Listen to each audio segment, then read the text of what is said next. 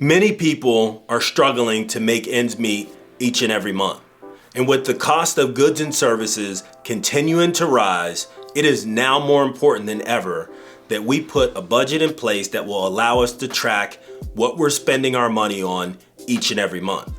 Well, in today's video, I'm going to be going over how I would budget a $5,000 monthly income. This budget takes into account the following: a single person living in the United States that does not have any children or any other dependents that they need to take care of.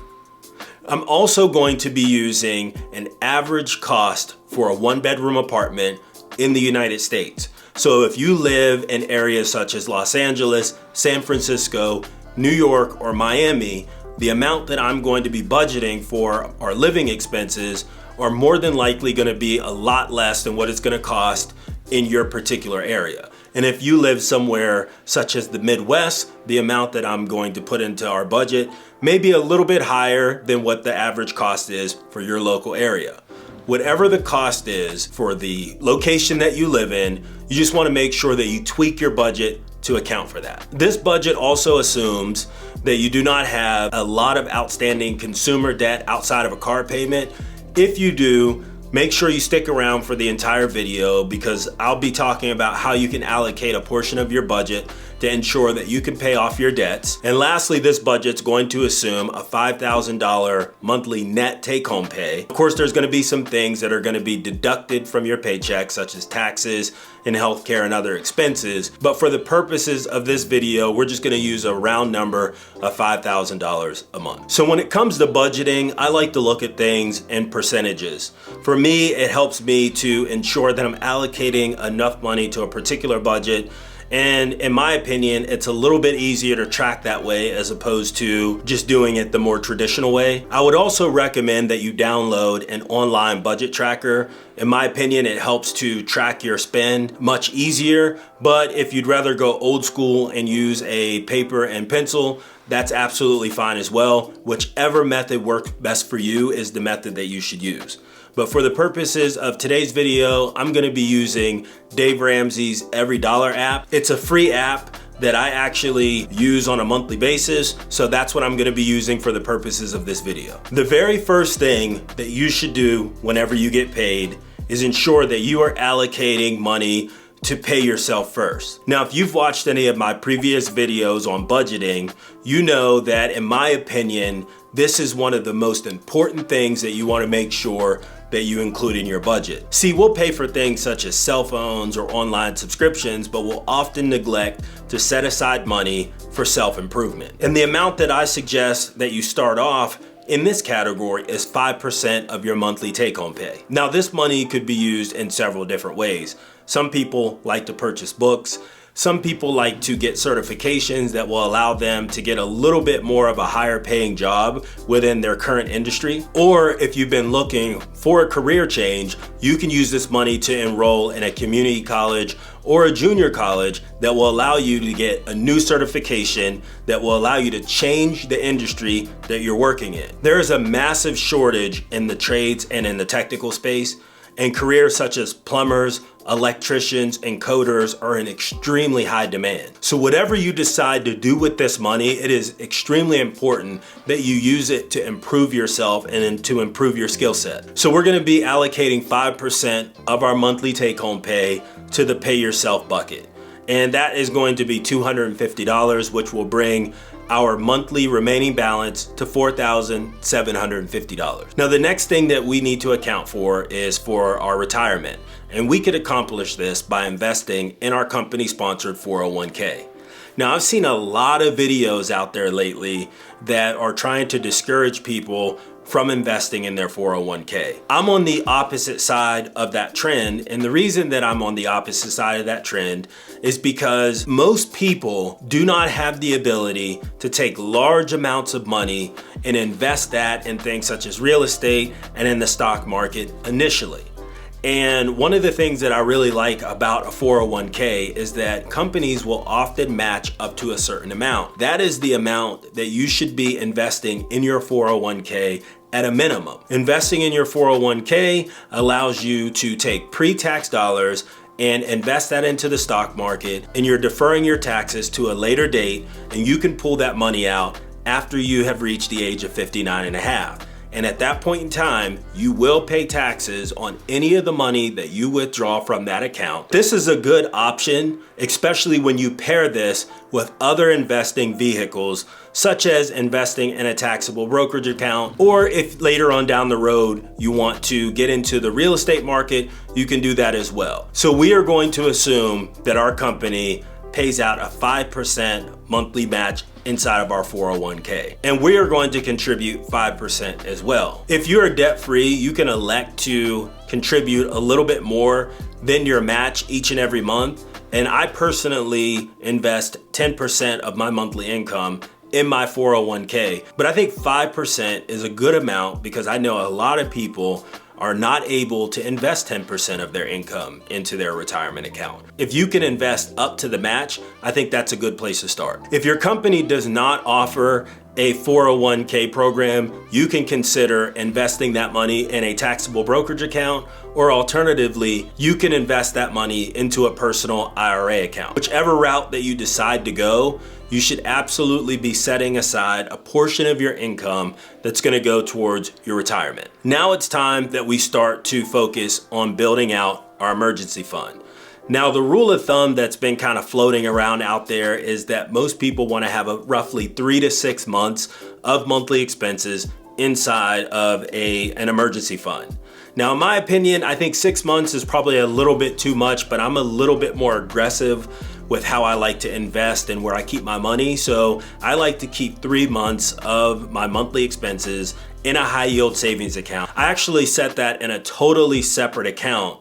And to be quite honest with you, sometimes I even forget that I have that money in that account. And I'm only going to use that money if I have an emergency. And it's really good to do this because if something were to happen, we don't have to either borrow money, go without, or go into credit card debt, just trying to make sure that we stay afloat. And the amount of money that I like to set aside to ensure that I build up my emergency fund is 10% of my monthly take-home pay.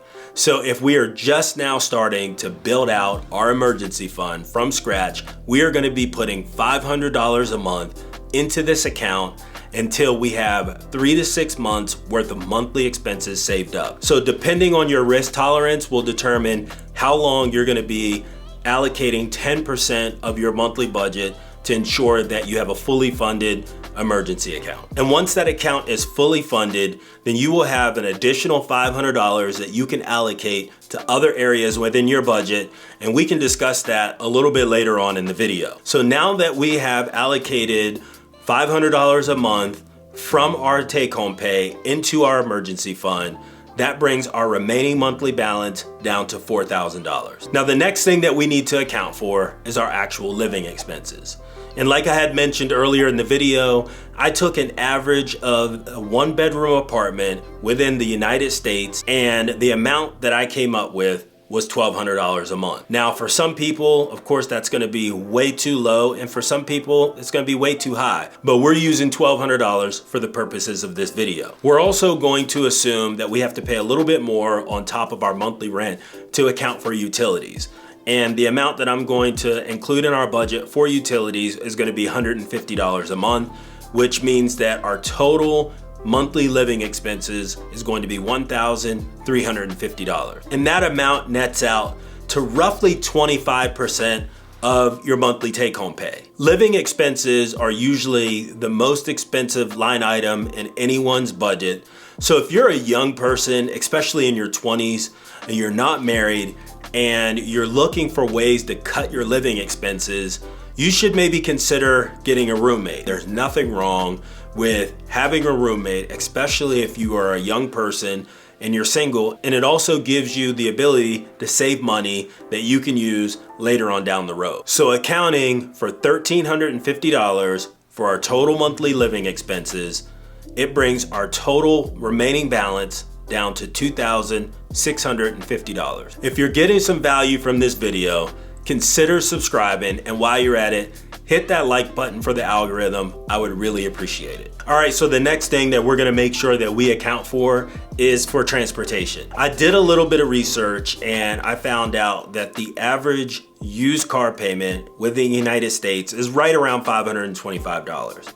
But I think we can do better than that, especially if we're just starting out and we're really trying to get ourselves on track financially. So in my opinion, your car payment, including your insurance, should not cost more than 10% of your monthly take-home pay. So for the purposes of this budget, we're gonna be looking for a car that includes the car insurance at no more than $500 a month. Now, 10% of your monthly take-home pay may be extremely difficult for some people to find a car, including car insurance, that will fit within that budget. So if you need to increase that up to around 15%, I think that's fine. But what you're really trying to do is you want to try to keep this cost as low as possible because you're looking to build wealth, right? So if you're looking to build wealth, you have to make sure that the majority of your income could be used to invest in assets and actually not investing in things that go down in values such as cars. And I can tell you, this is one of the biggest areas that prevented me from being able to actually get some traction in building wealth, especially in my late 20s and my early 30s. I was buying a new car every 2 or 3 years, and I was able to pay for them. There was no issue with paying for them. But the amount of money that I was spending on that each and every month just robbed me of my ability to invest in the stock market or invest in real estate or invest in a business. So once we account for our transportation costs, it brings our monthly remaining balance down to $2,050. Next, we're gonna account for groceries. And in my opinion, this is one of the areas that most people have seen a dramatic change in pricing over the last 2 to 3 years. And since we're really trying to make sure that our budget is tight, we're gonna make sure that we're budgeting enough money that will allow us to be able to go and shop for the things that we like, but we're also gonna make sure that it's within our budget. And for this category, we're gonna be setting aside a monthly amount of $400, which would bring our total monthly remaining balance down to $1,650. All right, so now we have taken care of the majority of our expenses for the month. We still have $1,650 to allocate. And one of the things that we are going to add into our monthly budget is miscellaneous spend. So we are going to take 10% of our monthly take-home pay and we're gonna allocate that into our miscellaneous spend bucket.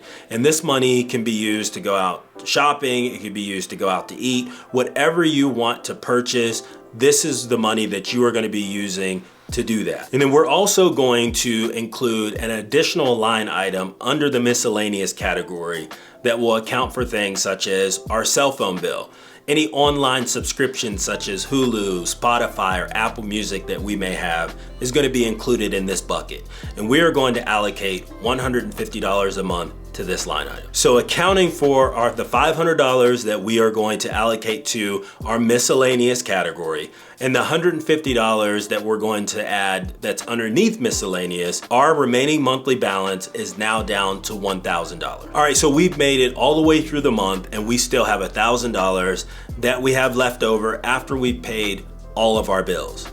And there's a couple of different things that you can do with this money. The first thing is you could use it to make extra payments on your car payment to ensure that you could speed up the payoff of your car note.